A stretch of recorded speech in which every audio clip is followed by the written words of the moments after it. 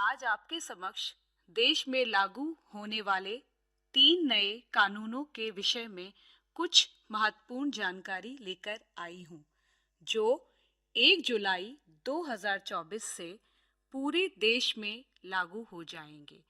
सरकार की तरफ से 24 फरवरी को नोटिफिकेशन जारी कर दिया गया है। अब आईपीसी 1860 अर्थात इंडियन पिनल कोड को भारतीय न्याय संहिता के नाम से जाना जाएगा। ठीक इसी प्रकार सीआरपीसी 1973 क्रिमिनल प्रोसीजर कोड को अब भारतीय नागरिक सुरक्षा अधिनियम के नाम से जाना जाएगा। व एविडेंस एक्ट 1872 को भारतीय साक्ष्य अधिनियम 2023 के नाम से जाना जाएगा।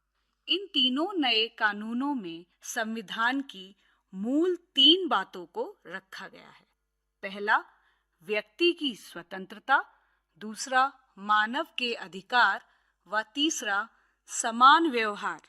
ये तीनों सिद्धांतों पर आधारित है देश के 3 नए कानून। इसके अलावा जो सबसे महत्वपूर्ण बात इन तीनों कानूनों के बनाने के पीछे थी, वह है दंड देने से ज्यादा न्याय देने पर ध्यान केंद्रित करना। ये तीनों कानून पिछले वर्ष दिसंबर में संसद में प्रस्तुत किए गए थे व संसद के दोनों सदनों से पास होने के पश्चात माननीय राष्ट्रपति महोदया द्वारा 25 दिसंबर को इसे पूर्ण सहमति प्राप्त हो गई। अब बात आती है कि इन तीनों कानूनों को बदलने की क्या वजह थी। चूंकि ये कानून लगभग 150 वर्ष से भी ज्यादा पुराने थे व अंग्रेजों द्वारा बनाए गए थे और ये तो हम सभी जानते हैं कि अब हम आजाद हैं, तो फिर न्याय व्यवस्था में थोड़ी भी पराधीनता की भावना क्यों दर्शाई जाए। इन नए कानूनों को लागू करने की दूसरी वजह है देश में होने वाले अलग अलग तरह के अपराध। इन अपराधों को न्याय व्यवस्था की श्रेणी में लाना व समाज और देश में शांति व्यवस्था सुचारू रूप से बनाए रखना। इस नए कानून में शासन की जगह नागरिकों को केंद्र में रखने का एक सैद्धांतिक कदम उठाया गया है। उदाहरण स्वरूप राजद्रोह की जगह अब देशद्रोह कहलाया जाएगा। चूंकि ब्रिटिश शासन में किसी भी प्रकार का आंदोलन राजद्रोह की श्रेणी में रख दिया जाता था। अब इस कानून के अंतर्गत देश की सुरक्षा, संपत्ति का नुकसान, देश के विरोध में दिए गए भाषण, भारत की एकता, संप्रभुता व अखंडता को खतरे में डालने वाले कृत्य सभी देशद्रोह की श्रेणी में आएंगे, जिसकी न्यूनतम सजा 7 साल कर दी गई है, जो कि मौजूदा न्याय व्यवस्था में 3 वर्ष थी।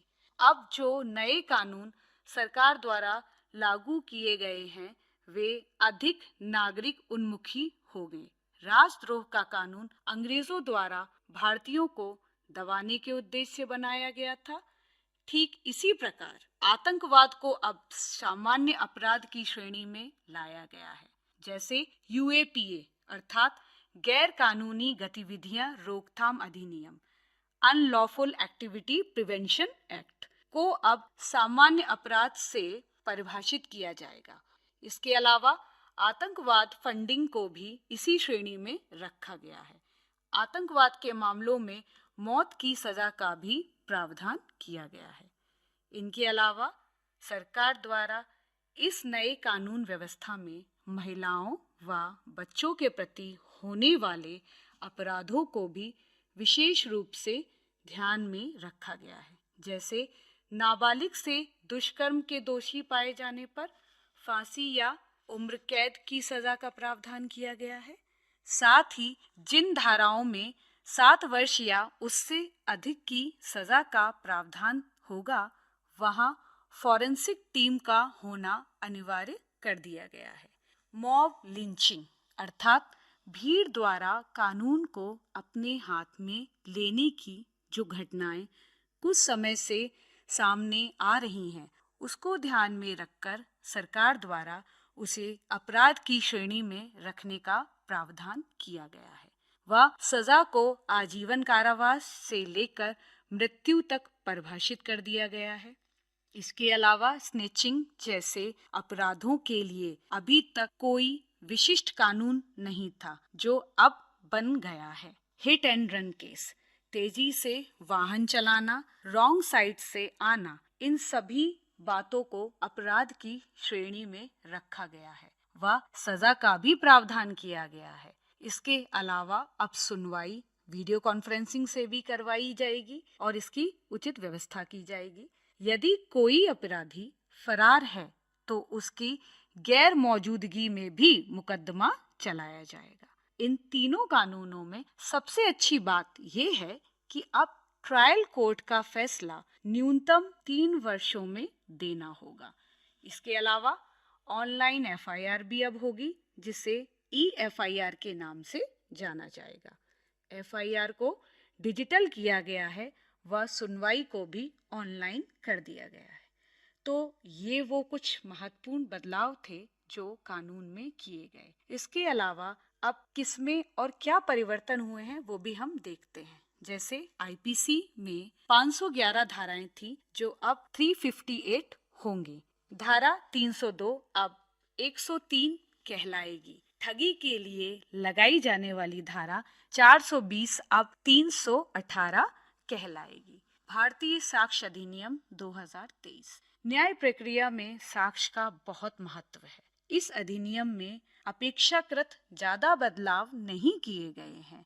कुछ धाराओं को हटा दिया गया है, जिसमें टेलीग्राम व ज्यूरी के सदस्य आते थे, और कुछ धाराओं में कुछ बड़े चेंजेस भी किए गए हैं।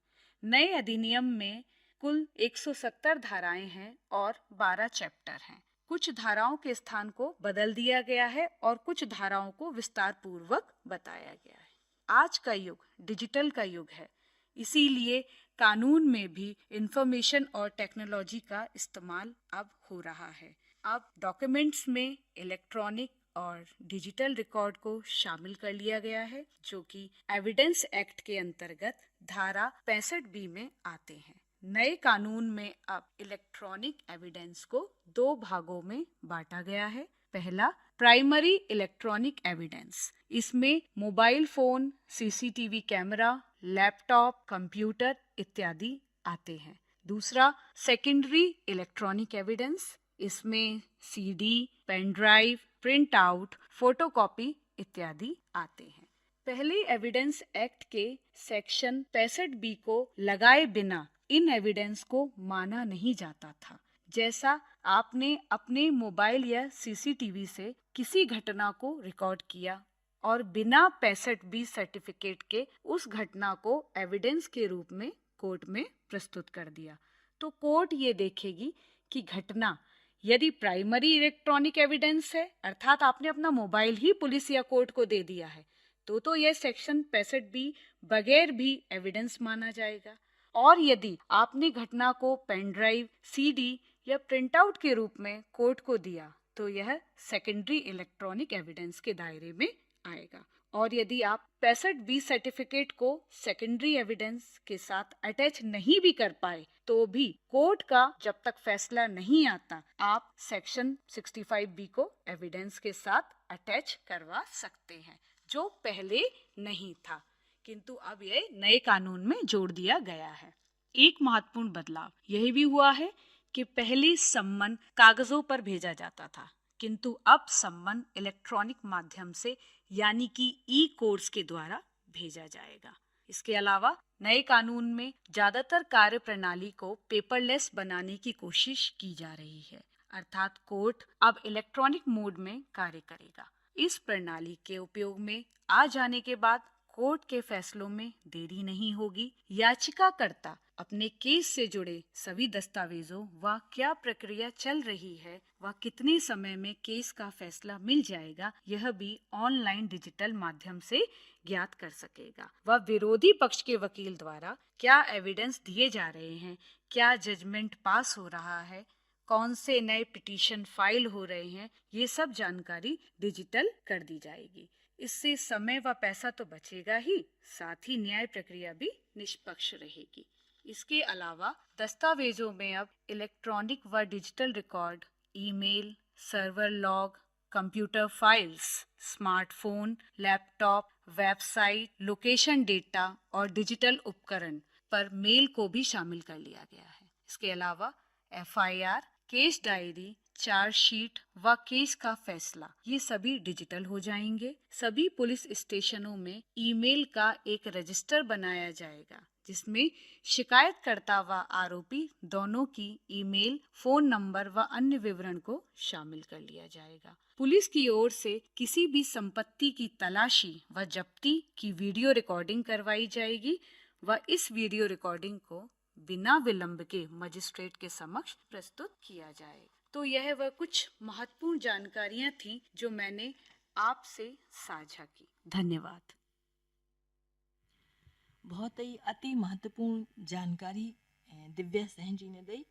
इसे निश्चित रूप से हमारी बहनें और सभी जने को लाभ लें।